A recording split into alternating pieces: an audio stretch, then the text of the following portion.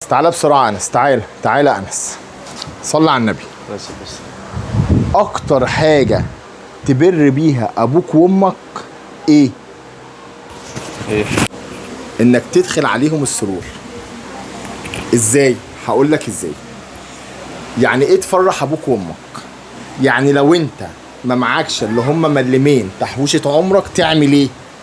تحاول على قد ما تقدر تطلعهم عمرة. احنا في ايام مفترجه دلوقتي في حج، نطلعهم حج يحجوا.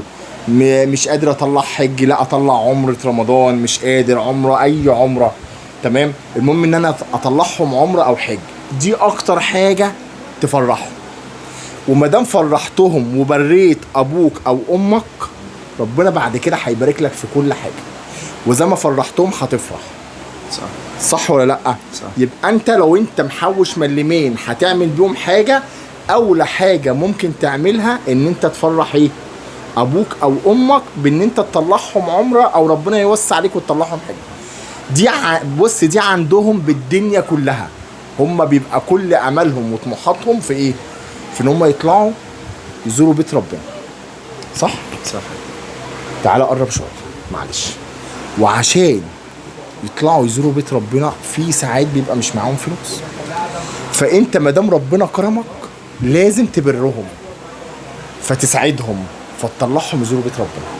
قدرت تعمل كده، ابشر ابشر، ربنا هيبارك لك في حياتك كلها، وهيبارك لك في زوجتك، وهيبارك لك في اولادك، وهيبارك لك في مالك، وهيضاعف لك الفلوس اللي انت دفعتها لهم الطاقة 10. ربنا اللي قال كده مش احنا.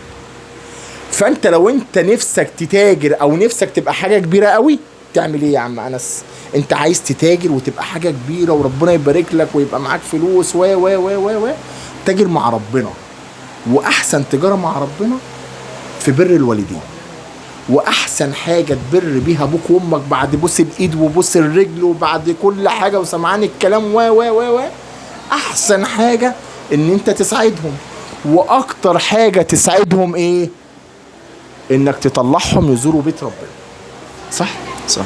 على قد ما اقدر. طب يا عم الحاج ده هم اخر ملمين عندي، ده انا هتجوز بيهم، ده انا هعمل بيهم مشروع، ده انا مش عارف ايه. صدقني بامانه طلعهم وقابل بعد كده على الرزق والخير. انت مش هتبقى عارف البيبان دي متفتحه لك ازاي. ولو انت قعدت تجمعهم في 10 سنين ربنا هيضاعفهم لك في ممكن في سنه. ولا انا غلطان؟ صح. اصلك انت بتعمل حاجه كبيره قوي عظيمه قوي عند ربنا، فانت مش اكرم منه وانت مش احسن منه. صح؟ صح. فهو اكرم الاكرمين. اللي انت هتدفعه هتاخده الطاقه 10، وربنا هو عز وجل اللي قال كده. فاحنا اكتر حاجه نعملها ايه؟ نساعدهم، نطلعهم يزوروا بيت ربنا. ونقدر نقول بقى للناس كلها ايه؟ كل سنه وانتم طيبين وعيد سعيد ايه عليكم. وانس بيقول لكم عيد سعيد عليكم، وكل سنه وانتم طيبين ويعود عليكم الايام بخير. وان شاء الله باذن الله كل ابهاتنا وامهاتنا السنه الجايه يفرحوا بزياره بيت ربنا ان شاء الله. قول لهم سلام عليكم. السلام عليكم. سلام عليكم.